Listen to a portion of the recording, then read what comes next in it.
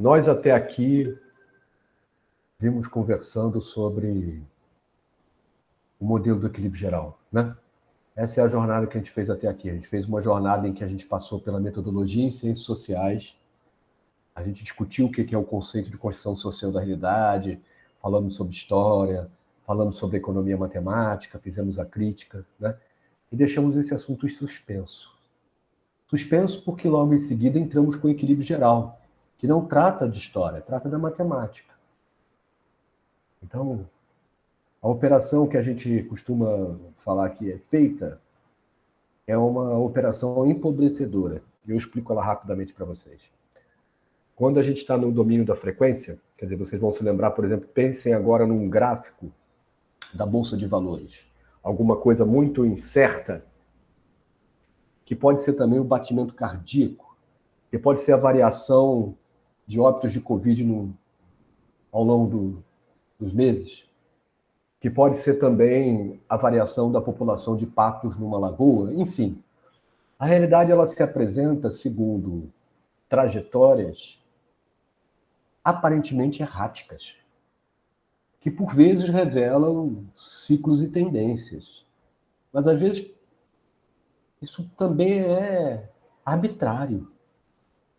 Então, quando a gente olha para uma situação em que nós temos uma curva tão estranha como algo assim, como que nós vamos tratar matematicamente esse problema, né? Como é que nós vamos buscar explicar a economia se ela aparece sempre, os feixes de preço, né? Aparecem sempre nas suas séries históricas muito conturbados ao longo do tempo. Então, a maneira que é feito é você transpor do domínio do tempo para o domínio da frequência. E quando a gente faz isso, a gente arruma todos os acontecimentos históricos, tudo que a gente está medindo ou observando, a gente arruma tudo isso, uma do lado do outro, de tal maneira que vire uma curvazinha muito bem comportada, usualmente. Dependendo do que a gente está estudando, fica alguma coisa até muito bem comportada. Quando não fica comportado, a gente faz ficar. Quer dizer, a gente não faz a curva normal em cima dos dados brutos, a gente faz a curva normal em cima da distribuição das médias. Tem uma hora que a distribuição fica normal. Então, com isso, com base nessa operação matemática, nós temos uma perda. Algo se perde. E esse algo que se perde é a história. Vocês percebem? A gente passa a enxergar a realidade objetiva, a realidade dos números, a partir de um prisma distorcido que é já introduzido no seu primeiro passo, que é a transposição do domínio do tempo para o domínio da frequência. E como é que a gente vai estudar no domínio da frequência se ele é tão errático?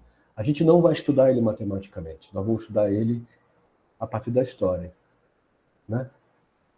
Como assim, professor? A história como uma sequência de acontecimentos que se desencadeiam entre si.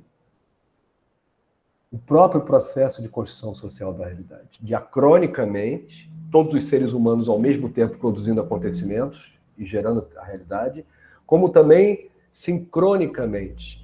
Quer dizer, a gente tem coisas que se desdobram, um acontecimento se desdobra no outro, e muitas vezes de maneira imprevisível. E é aqui que é o ponto de toque com a economia do Keynes. É a discussão sobre previsibilidade na realidade socialmente construída. E essa é uma discussão profunda, hein, gente? É filosófica. Eu não vou entrar aqui nem no mérito da natureza do que está lá fora, se é objetivo, se é subjetivo, se é como tem sido para os teóricos da construção social da realidade, um misto das duas coisas, é ao mesmo tempo objetivo e subjetivo. Lembra que eu falei que o mundo das ideias ele se discorre sincronicamente com o mundo dos acontecimentos do mundo, no plano material? Essa já é uma percepção de que a realidade é ao mesmo tempo subjetivo e objetivo. Então você tem várias maneiras de encarar isso. O Keynes, ele em momento nenhum vai afirmar isso. Mas ele é o seu sistema de pensamento é totalmente compatível com uma análise histórica da realidade e não com uma análise matemática. O ponto de partida é a incerteza, é a previsibilidade. Até que ponto o que está lá fora obedece leis que independem de nós, ciclos, tendências, eternos retornos diferenciados que seja, mas que não dependam de nós. Se isso existe, se essas leis estão lá fora, como estão para a física, então cabe apenas a nós desvendá-las, tirar o véu. Né? É como se a verdade estivesse ali, objetivamente, e tudo que nós temos que fazer é descer dentro do poço e descobrir a verdade. Tirar o véu. Né? A outra maneira da gente compreender isso é que lá fora não tem leis. As leis são todas contingentes às convenções celebradas no processo de construção social da realidade. Então, aquilo que as pessoas vão combinando como regra, aquilo vira regra para todo mundo. E ao condicionar o comportamento, resulta numa determinada direção. Podia ser em outra. Em momentos de crise, por exemplo, é muito mais difícil a gente alinhar objetivos sociais. Todo mundo trabalhando por uma mesma causa. Vejam lá fora a pandemia. Né? O que não falta é gente furando fila de vacina, se aglomerando, querendo viver a vida, celebrar a vida. Né? Não falta. Como se a vida fosse um parque de diversões. Então é muito difícil a gente alinhar os objetivos sociais, principalmente em momentos de crise. Principalmente em momentos onde não fica claro qual é a direção que deve ser seguida. Então, no fluxo da história, no devir da história, a crise ela é uma interrupção no processo de entendimento que vinha sendo reproduzido a partir do contexto social, das convenções sociais, há uma ruptura dessas convenções. E novas convenções têm que ser estabelecidas dali para frente, novas crenças, novos valores. Dependendo da profundidade da crise, as convenções serão tão e mais profundas.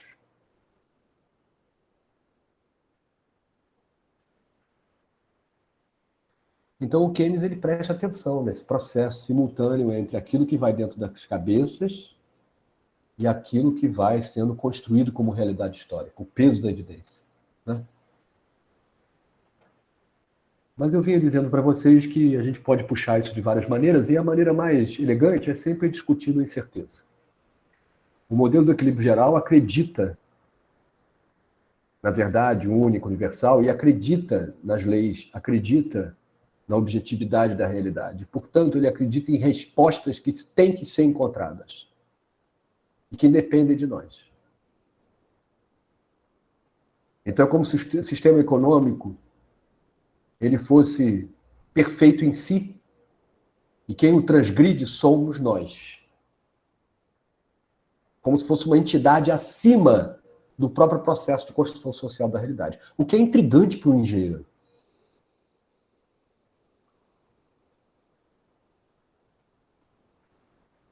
Vou dar um exemplo para vocês. Uma historinha. Mais uma historinha de economista. Vamos imaginar que eu tenho uma moeda que seja 50% de chance de sair em cada lado. Eu já contei essa história para vocês aqui? Já, da aposta que se cair Isso! uma coisa, isso. Então vamos poupar o nosso tempo. A incerteza ela está longe de ser uma incerteza probabilística. A probabilidade e a estatística elas existem, elas podem ser aplicadas como ferramenta, é claro que sim. Num conjunto enorme de fenômenos, claro que sim. Mas no momento em que o observador ele é o autor dos processos que se deseja estudar, a estatística e a probabilidade são suspensas. Por quê? Porque se pressupõe que o autor dos projetos, dos processos de construção social da realidade, eles só olham para trás. E não estão diante de um futuro absolutamente incerto. E mais, O nível de incerteza varia de indivíduo para indivíduo, porque é uma percepção. Vocês devem se lembrar da minha conclusão dessa história, de que a incerteza interfere no comportamento de maneira a modificá-lo em relação à racionalidade computacional. Vocês se lembram disso? Então esse é o ponto de partida do Keynes. O Keynes ele vai tratar a incerteza como sendo algo diferente da incerteza computacional. E no que resulta isso? Resulta na ideia de que nós vamos ter que voltar a olhar para a economia a partir dos seus fundamentos, dos seus microfundamentos. E quando eu digo microfundamentos, eu quero dizer assim, a partir da relação entre a oferta e a demanda no nível da transação. Essa é a unidade de análise do Keynes. E o que ele enxerga? Ele enxerga uma assimetria entre as partes. Quem detém a liquidez, quem detém a moeda, detém o comando sobre a decisão do gasto. Enquanto que quem detém a mercadoria pode estar com estoque até o teto. Ele não detém riqueza. Por quê? Porque ele tem que ser capaz de transformar uma mercadoria qualquer na definição mesma da riqueza, que é a moeda. Quer dizer, uma inversão da história, percebe? A moeda, ela tem uma função de meio de troca para o equilíbrio geral.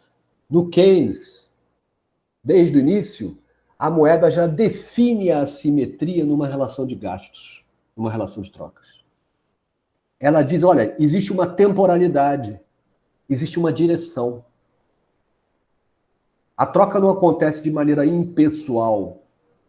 Se existe a mão invisível, logo existe o poder de barganha de quem detém a liquidez e a decisão deste. Então, no momento em que aumenta a incerteza, a decisão desses atores econômicos que detêm a liquidez é esperar. Não é realizar o gasto automaticamente, não é realizar a troca, não é realizar os seus planos de consumo, de investimento. Essa coisa não acontece automaticamente. A poupança não vira automaticamente investimento no mercado de capitais. O que acontece é o contrário. Na sua origem, no seu fundamento, no seu DNA econômico, a transação traz uma assimetria cuja lógica é sensível à maneira como uma das partes percebe a incerteza. Isso muda tudo. Por quê? Porque nós vamos passar a olhar a moeda de uma maneira diferente e nós vamos passar também a olhar a própria circulação e produção da riqueza de maneira diferente. Como assim? Eu vou começar do lado da demanda efetiva da produção do mundo material, da economia real, da economia material. E eu vou também começar com uma historinha, para explicar para vocês o conceito de demanda efetiva.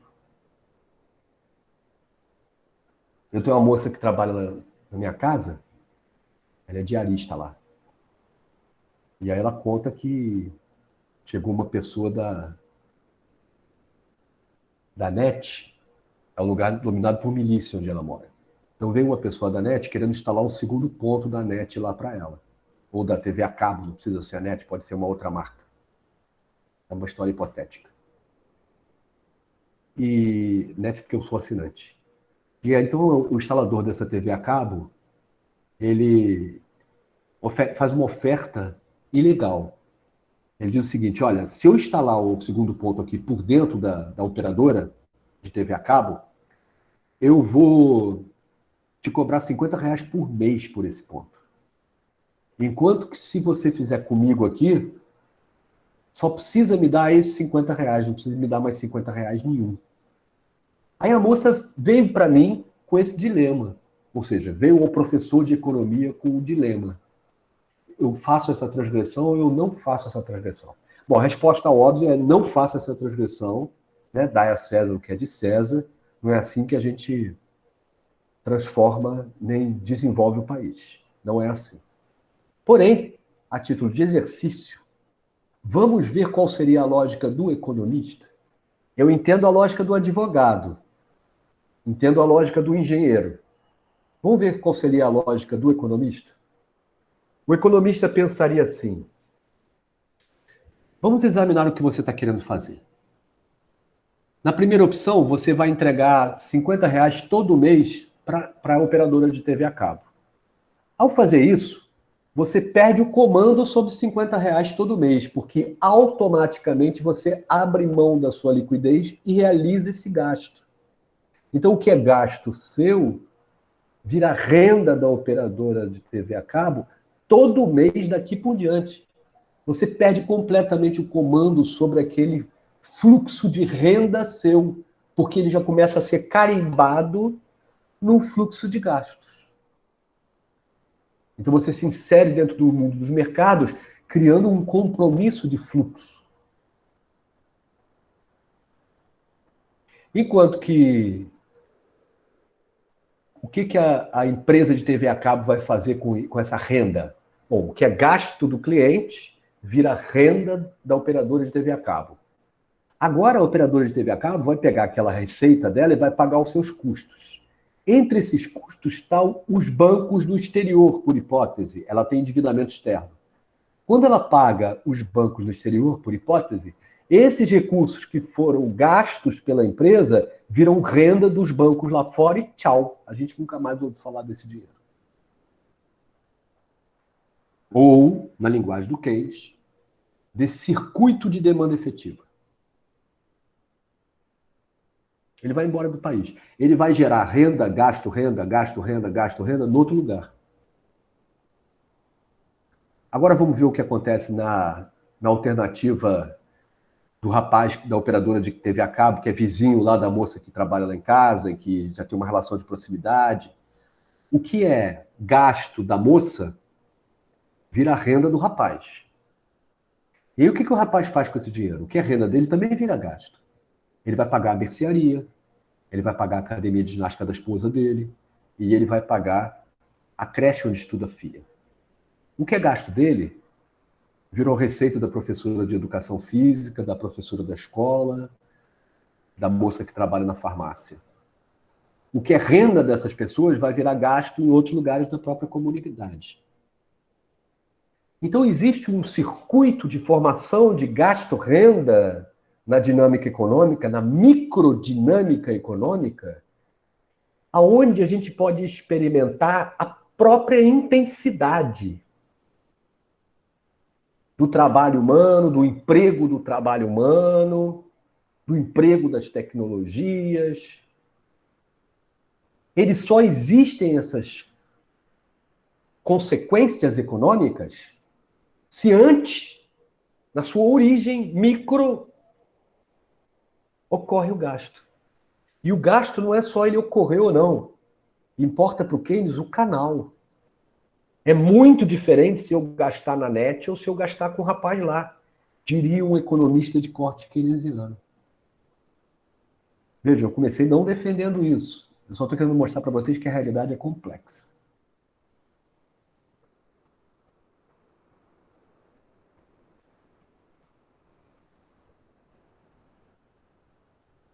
Existem coisas que a gente não supõe. Vou dar um exemplo aqui. Até bem pouco tempo atrás, um dos alvos de roubo de carga eram biscoitos. E esses biscoitos eram levados na favela, eram entregues para as pessoas lá, para as famílias que iam para os sinais vender e ter uma renda básica.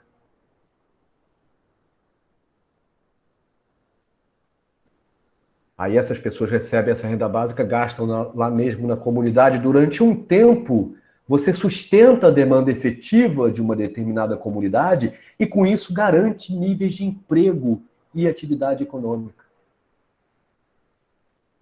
O que conspira contra esse fluxo,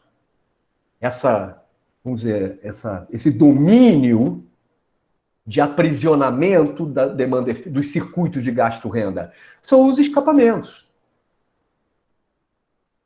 É no momento que o circuito de gasto-renda ele se desloca para fora daquele domínio de uma determinada comunidade, etc., e vai alimentar circuitos de gasto-renda em outro lugar. Vocês entendem? Quando a gente olha para a economia, o mundo dos mercados, a gente não enxerga isso.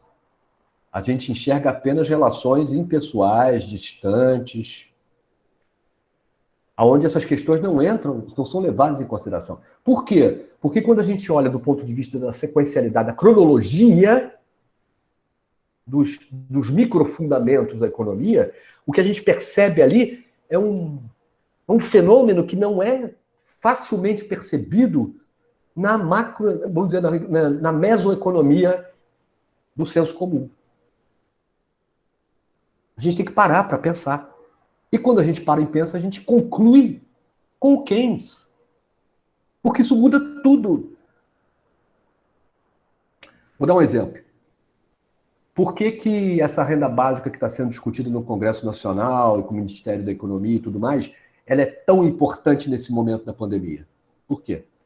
Porque basicamente nós vamos pegar dinheiro, nós vamos dar na mão das pessoas que estão lá na base da sociedade. Ao fazermos isso, o que é gasto público vira renda das famílias. E agora o que é renda das famílias vira gasto das famílias aonde elas moram. E com isso a gente ativa extraordinariamente a atividade econômica nas diferentes regiões, principalmente naquelas que são mais carentes.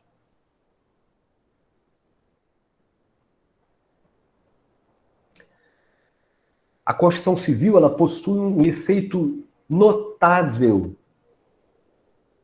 de alavancagem de empregos a partir da base, porque ela contrata gente que tem muito pouca experiência profissional, jovens, gente meio sem formação, nos ambientes urbanos como também nos ambientes rurais, com as obras, com as grandes obras.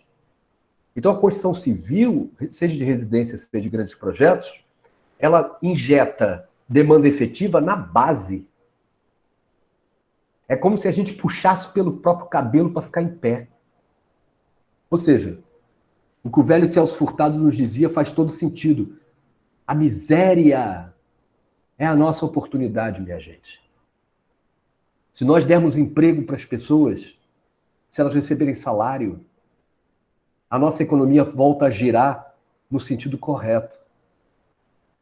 Ah, professor, mas por que não está girando agora? Porque a nossa economia sofreu 2 impactos planetários em menos de 10 anos. O primeiro deles foi a desconstrução do Projeto Brasileiro de Desenvolvimento em 2015. Nós estamos vendo agora a consequência disso. O juiz é parcial porque ele é um agente dos Estados Unidos. Cada dia vai ficar mais claro para as pessoas. Esse juiz é absolutamente parcial. E a nossa Suprema Corte ontem deu um veredito no que foi a história recente do Brasil. Um homem honesto foi tirado da corrida presidencial para entrar esse que aí está. Para suceder um outro que tinha conspirado contra a sua presidente. Então, desde 2015, o Brasil enfrenta um choque brutal. Nós destruímos as nossas principais motores da economia. As nossas empreiteiras vinham gerando emprego ao ponto de faltar qualificação técnica no país. É assim que nós vimos crescendo. Nós vimos exportando serviços de engenharia, o que é muito valorizado. A Petrobras tinha planos de investimento de se tornar a 6ª maior empresa do mundo, compatível com a grandeza do pré-sal. Isso tudo foi abortado da noite para o dia. E é claro que a queda nesses investimentos levou ao desemprego que nós nos encontramos hoje. Na minha última entrevista para a televisão, lá em 2015, o que eu disse foi o seguinte: aqui para diante nós vamos ter estagflação. Porque esse é o modo de operação da economia brasileira em situações de crise. Nós já vivemos isso antes. Aí a inflação voltando. Resultante do dólar. Só não vê quem não quer. O desequilíbrio de preços tem um nome, chama-se câmbio. Então, de uma maneira ou de outra, quando a gente injeta recursos na base da sociedade, a resposta é a atividade econômica ampliada. Esta atividade econômica, o Keynes e nós vamos chamar de demanda efetiva. Quer dizer, a demanda efetiva vai ser o agregado de todas as correntes, as circulações de gasto-renda, gasto-renda, gasto-renda, dentro de um determinado território. Nós vamos chamar isso de PIB, Produto Interno Bruto. Então a gente cerca as fronteiras brasileiras e mede qual é a demanda efetiva ali ao longo de um ano. É isso que é a atividade econômica de um país.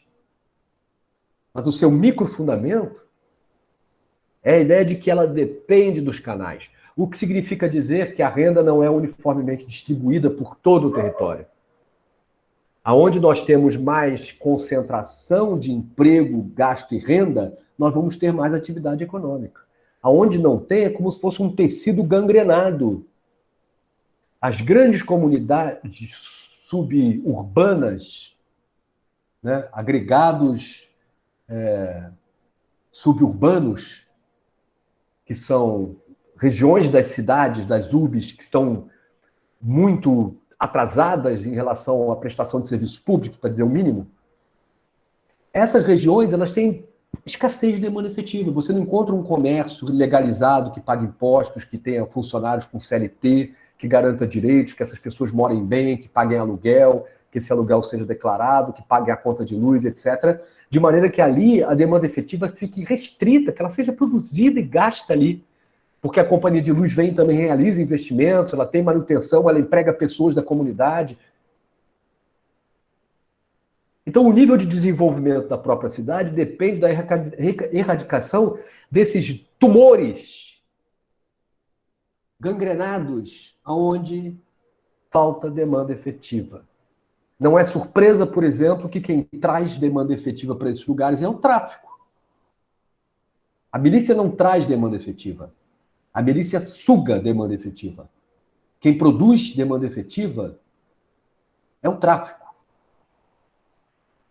Porque ele, através da apropriação de circuitos de gasto-renda vindos de fora.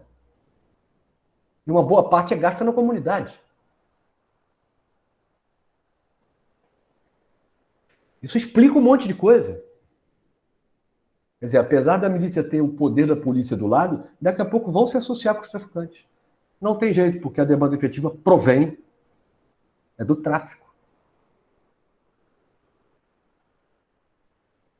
Quando a gente começa a olhar a coisa do ponto de vista da demanda efetiva, muda um monte de conclusões que a gente tem a respeito dos nossos julgamentos, juízos de valor. Né? A gente deixa de ficar tão conservador, porque a gente percebe que a realidade tem múltiplos lados. E que as coisas, tal como elas estão, nem sempre estão aí para diminuir o sofrimento coletivo. E nós, para que estamos aqui? Né? Tem uns que estão só para surfar a onda. Tem outros que estão aqui para deixar um rastro em terra firme. De qual lado se encontram vocês? Existem múltiplos, mas agora diante de nós temos duas portas. A crise ela ensina uma coisa também, o valor da solidariedade, viu? Vocês podem esperar que a crise só começou. O que nós estamos vendo lá fora é o resultado de uma segunda pancada que a economia brasileira teve depois do golpe de 2015. Nós agora temos na sucessão um segundo tsunami, que é há 2 anos de pandemia. Quer dizer, aquilo que o mundo está enfrentando pela primeira vez agora, depois de 2008, e numa escala muito mais ampliada, Quer dizer, todos os circuitos de gasto-renda foram interrompidos, estancados. É como se a inércia histórica ela tivesse sido desviada, como um rio. A gente nem tem ideia das consequências disso a médio e longo prazo. É como se a máquina viesse girando e, de repente, ela fizesse um creque e parasse. Para depois continuar a funcionar. Então, é esse elevador que deu uma parada que está assustando a gente. E tem motivo, né? Sinal de que o motor do elevador não está funcionando bem.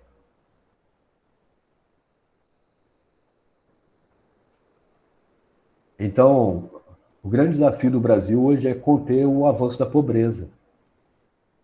É muito maior do que o da desertificação. É muito maior do que o racismo.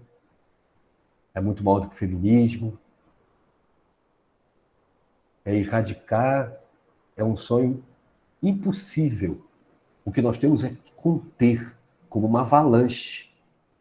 Temos que empurrar de volta morro acima. Esse é o desafio. Eu acho que as nossas elites já começaram a perceber isso. Que a situação do Brasil é muito pior do que o resto do mundo. Que a nossa economia está muito mais combalida. Muito mais ferida de morte do que as demais. E por que isso? Porque têm sido implementadas políticas neoliberais nos últimos anos. Eu vou agora tentar dar um passo adiante, só para vocês entenderem um pouco mais da lógica da demanda efetiva, para fixar bem esse conceito com vocês. Depois eu vou deixar um texto para vocês fixarem mais ainda. Um texto do Dillard, um texto muito didático, que a gente costuma usar. Tá? Vou pedir para vocês lerem.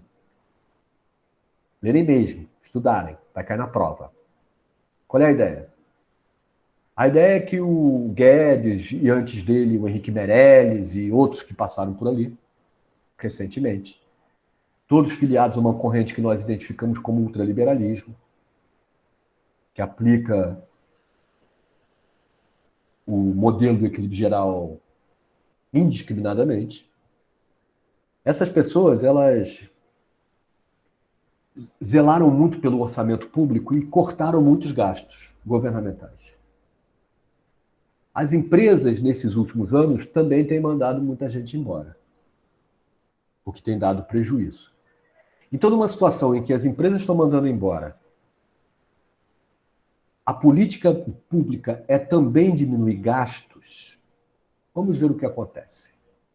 Num primeiro momento, o ministro Guedes resolve cortar o orçamento das universidades pela metade. Bolas. A Universidade Federal Fluminense, os seus professores passam a receber metade no ano seguinte do que receberam nesse ano do que receberam do ano passado. Só que em Niterói moram muitos professores. E, portanto, aquilo que era gasto dos professores era renda do comércio, dos shoppings, etc., etc., de Niterói. Então, na hora que os professores não recebem mais metade do seu salário, não são só eles que não vão receber metade do salário. Todos os demais que participavam dos circuitos de gasto-renda também não vão receber. Eles vão deixar de fazer academia, vão deixar de comprar as gulodices no supermercado e por aí vai. Realidade bem conhecida por todos nós, nesse momento. Não precisa nem diminuir o salário, basta a gente achar que vai diminuir o salário. A incerteza ela já vai mudar o comportamento. Então, na hora que a gente subtrai demanda, na hora que as empresas estão mandando pessoas embora, o que acontece? Eu era assalariado até ontem eu participava da economia de mercados. Uma fração importante da minha renda é a gasta, alimentando circuitos de gasto-renda, mantendo empregos de outras pessoas. Quando eu perco meu emprego, eu deixo de fazer isso. Então, quando as empresas mandam gente embora, no instante seguinte, o faturamento delas cai. Quando o faturamento cai, o prejuízo aumenta. Quando o prejuízo aumenta, mais gente é mandada embora. Mais gente sendo mandada embora, menos faturamento no momento seguinte. Olha a história se desenrolando. Olha o tempo histórico. Menos faturamento no dia seguinte, mais prejuízo no dia seguinte, mais demissão no dia seguinte.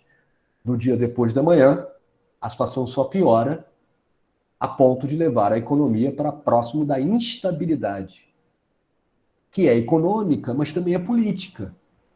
E eu não estou falando em revolução, eu estou falando em saques, em coisas horrorosas, que podem acontecer numa situação de pânico social. Essa que o presidente da República tanto se refere a ela e que nunca aconteceu aqui no Brasil, mesmo diante da gravidade da crise. Quer dizer, quem apostou numa centralização de poder como consequência da crise, o Trump apostou isso, o Bolsonaro apostou nisso. Ambos perderam. O mundo não foi por aí. As pessoas estão solidárias. É um momento de guerra. O mundo está em guerra.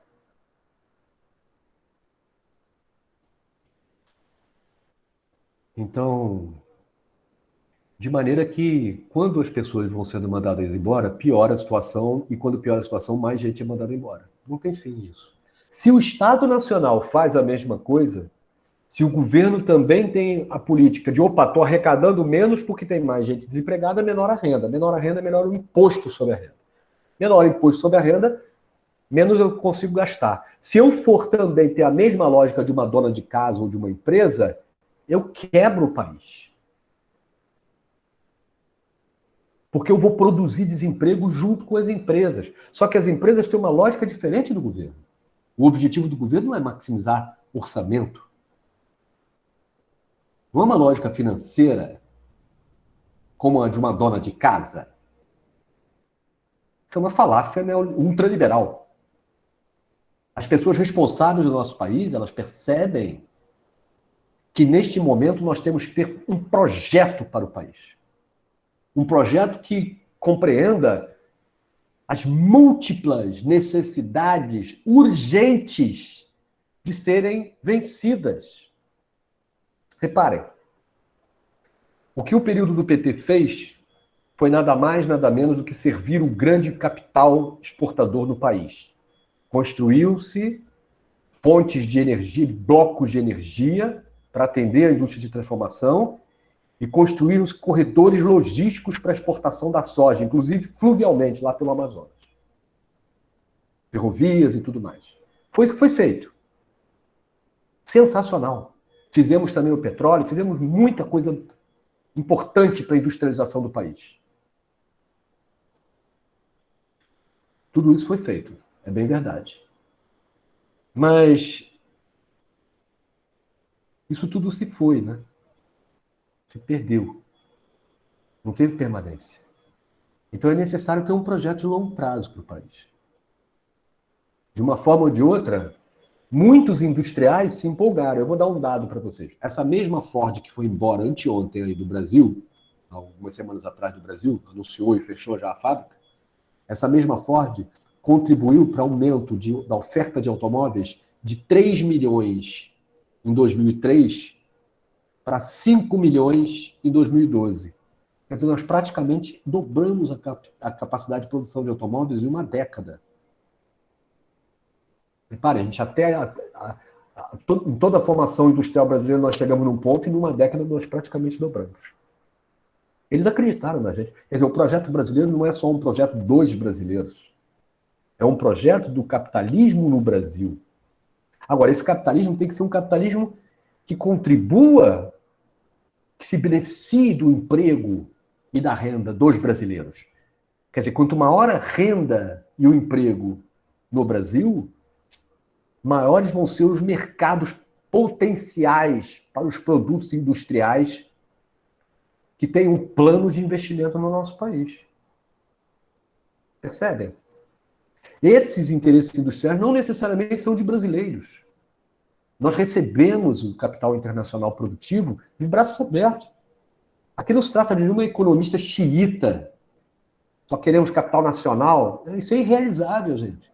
Nós não temos uma elite, uma burguesia industrial hoje que dê conta disso. Ela simplesmente não existe. Nós hoje precisamos contar com uma propulsão industrial estrangeira. Associações estratégicas, a eleição de alguns setores estratégicos para a gente trabalhar com uma participação do Estado, pode até ser. Mas está difícil de encontrar esses setores hoje. Nós estamos no meio de uma crise. Agora, então esse projeto para o Brasil, ele não vai ser a primeira vez que foi feito, ele já foi tentado outras vezes, mas toda vez que ele dá certo, os nossos dominadores externos, eles conspiram contra ele. Não é muito tolerável a gente, para o nosso dominador externo, ver a nossa expansão pela África, pela América do Sul. Não é nada tolerável. E eles vêm aqui e acabam com a festa. Acabaram já algumas vezes. Os portugueses foram os primeiros com a Inconfidência, né? Mas depois vieram outras muitas vezes. Os militares na década de 70, mais recentemente o PT. Quer dizer, o PT não é o único, nem vai ser o último. Nem vai ser o último. E nem vai ser o melhor das experiências do Projeto Nacional de Desenvolvimento. É um projeto porque ele é feito através de um planejamento, onde a sociedade brasileira participa democraticamente. Ele não é feito dentro de um laboratório. Ele é feito pelos brasileiros, na sua organização, né? Então nós temos isso. Desde 1964, faz muito tempo, desde que nós não temos uma ditadura. E toda vez que a democracia ela prospera, ela engendra o projeto de desenvolvimento. Porque os setores eles convergem depois de um tempo para o enfrentamento das questões daquele território. Então, o desemprego é a questão chave dos brasileiros nos próximos anos. Keynes tem toda a razão. Se o Estado brasileiro rapidamente não apresentar um projeto para a sociedade, não construir junto com a sociedade um projeto de país para os próximos anos, se não houver isso, se não houver a superação de gargalos, de obras, de investimentos, principalmente nas cidades, porque esta é a nova onda de investimentos públicos, é infraestrutura urbana, é metrôs, é preservação de meio ambiente. Essas são as novas direções do investimento público. Para a produção de emprego, né? Uma economia verde. Mas essas direções, elas existem. O que precisa é mudar a chave do neoliberalismo. E cair na real de que nós estamos numa crise sem precedentes, que o sistema capitalista não tem nada de equilíbrio geral. Nós beiramos a instabilidade do sistema, o que significa uma guerra mundial. É para isso que nós estamos caminhando. Mas como você sabe, professor? Porque a rivalidade internacional hoje é intensa o suficiente para eu assegurar para vocês, junto com muitas outras pessoas, que há muitos anos nós não tínhamos pela frente uma perspectiva tão grande de conflito.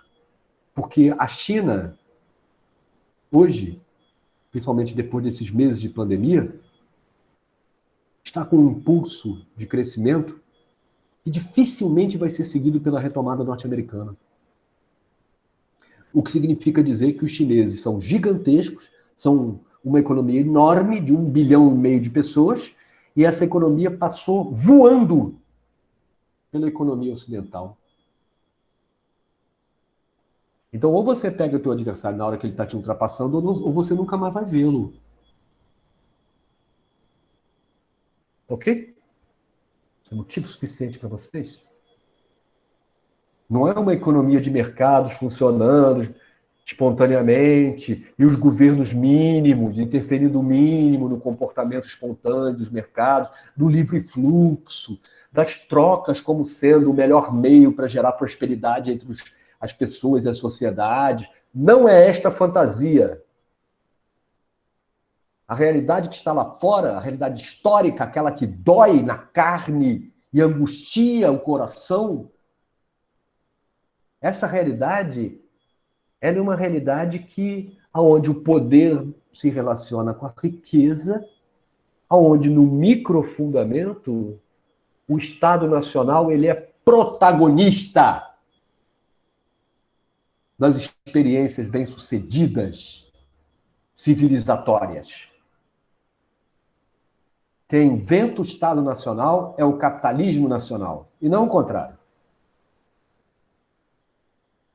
Não é o Estado Nacional que é o Estado desenvolvimentista, estatizante, que tem que privatizar porque ele é enorme, um paquiderme, ineficiente, burocrático. Não.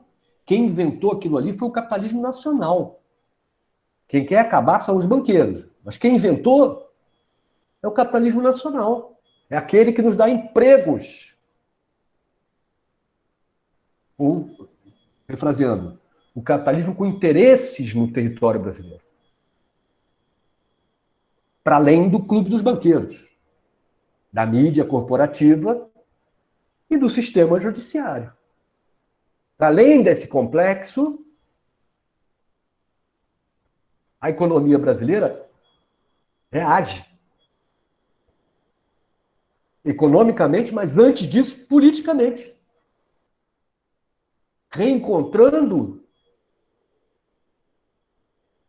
um projeto de país que sinaliza um futuro melhor para todo mundo, inclusive para quem está quebrando. A Ford não ia sair do Brasil porque estava chateadinha. Estou perdendo dinheiro. A indústria farmacêutica internacional está perdendo dinheiro no Brasil. Podia estar vendendo muito mais. A indústria de autopeças, material de informática, mobiliário. Imaginem. Toda uma multiplicidade de setores está perdendo. Por quê? Porque falta demanda efetiva. A causa do emprego é a demanda efetiva. E eu vou ficar mais ou menos por aqui hoje, assim, com este fechamento. O fechamento da ideia da demanda efetiva. A demanda efetiva, ela é uma espécie da atividade econômica, ela é o coletivo, o somatório lógico de toda a atividade econômica que acontece dentro de um determinado território, num espaço de tempo, num determinado período de tempo. Essa atividade econômica, ela pulsa, ela varia, mas ela tem padrões de irrigação desse enorme organismo chamado Brasil inteiramente desigual, deixando porções de território asfixiadas, sem a tal da demanda efetiva, sem os circuitos formadores de gasto-renda.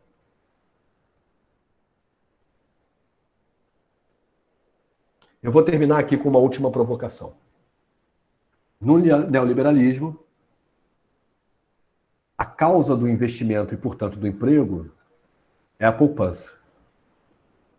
Quer dizer, se o emprego não é maior hoje no país, em primeiro lugar, as pessoas são responsáveis por não aceitarem salários menores e, com isso, se empregarem. E, em segundo lugar, porque falta poupança da nossa população. Nós não somos capazes de realizar sacrifícios no consumo hoje para consumir mais amanhã, ganhando juros com isso, no mercado de capitais. E, por outro lado, o mercado de capitais, quando recebe essa poupança, esse sacrifício social, ele canaliza automaticamente para os investimentos. Verdade? Não. Não necessariamente. A poupança, quando se desloca para a esfera financeira, ela é demanda efetiva que está sendo subtraída da realidade. Percebem?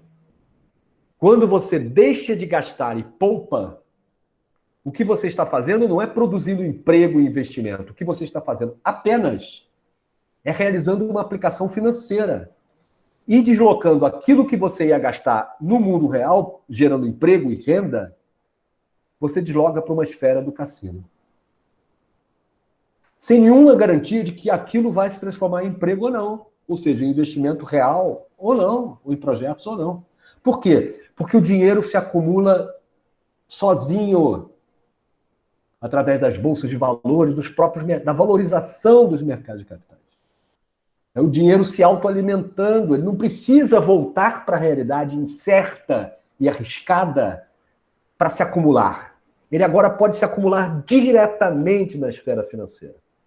Então, para o neoliberalismo, é muito importante que a poupança seja a maior possível, porque ela vai alimentar este fogo do cassino, onde a banca ganha sempre, não se esqueçam. E ela é um clube muito restrito. Aí o Keynes vem e denuncia isso. Ele vai falar, não, vocês me desculpem, mas toda vez que a gente desvia a demanda efetiva da realidade que nos cerca, como gasto, para a esfera da poupança, nós estamos destruindo empregos.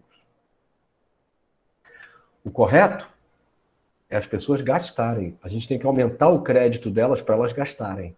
E quando elas consomem, quando elas gastam, elas impulsionam a indústria. E ao impulsionar a indústria, impulsionam também o emprego, a renda. E aí é o contrário, né? Quando a empresa aumenta o faturamento, aumenta o lucro. Estava dando prejuízo, começa a dar lucro, dá mais lucro. Quando começa a dar muito lucro, ela vai realizar mais investimento. Realizou mais investimento, é mais emprego. Mais emprego é mais salário. Mais salário é mais consumo. Mais consumo é mais faturamento, mais lucro, mais investimento. Mais emprego, mais salário, mais consumo, mais faturamento, mais lucro, mais investimento. Percebem? É uma relação circular de determinação. Lembra das relações circulares de determinação que a gente falou que a matemática do equilíbrio geral não se dá muito bem? Temos uma no Keynes. Logo de cara com a demanda efetiva. Ela já surge. Quer dizer, o processo se autorrealimenta numa relação circular. A determina B, B determina A. A determina B, B determina A. Ampliado.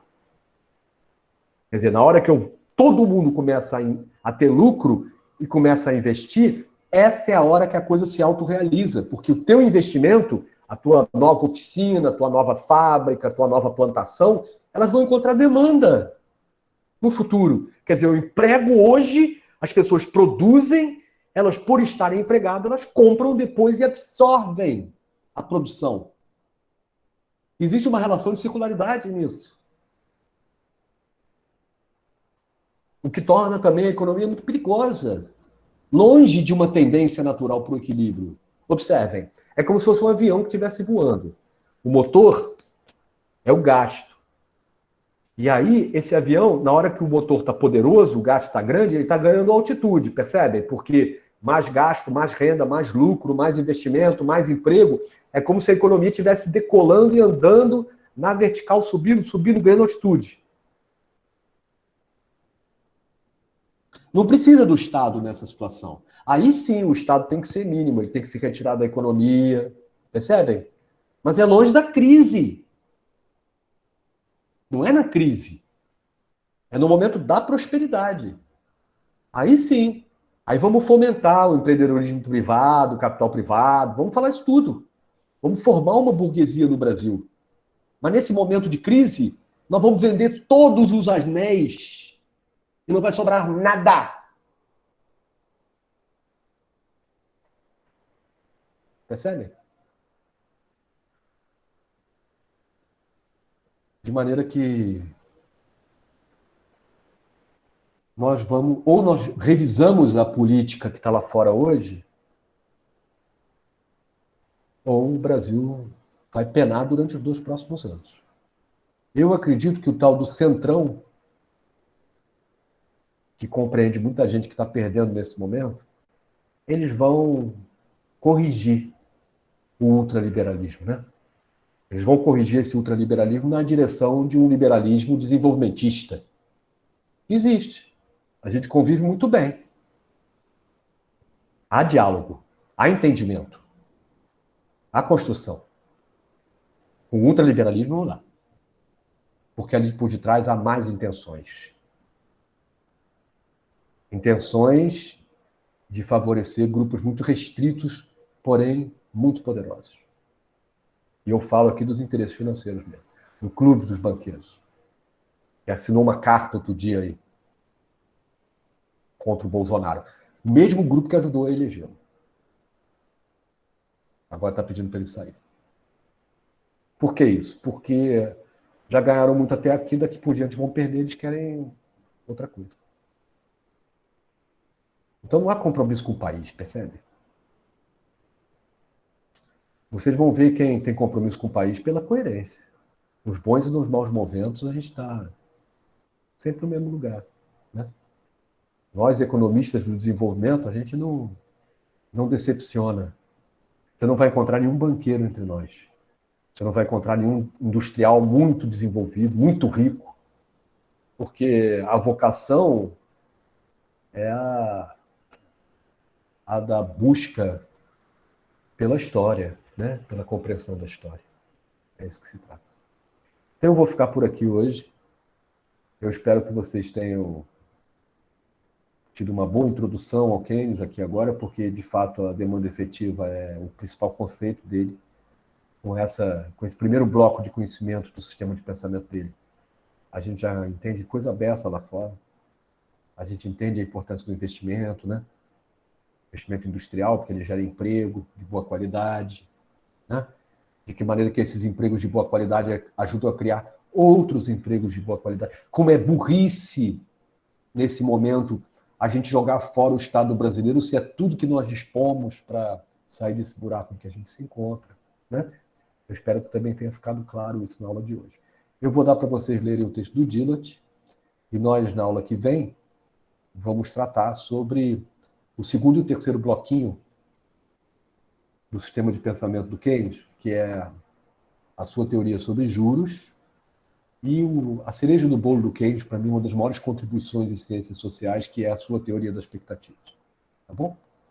Então, se algum de vocês desejar, vocês podem até se manifestar agora, não tem problema.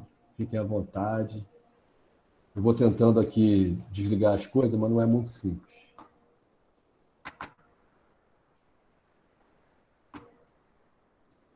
Deixa eu ver aqui.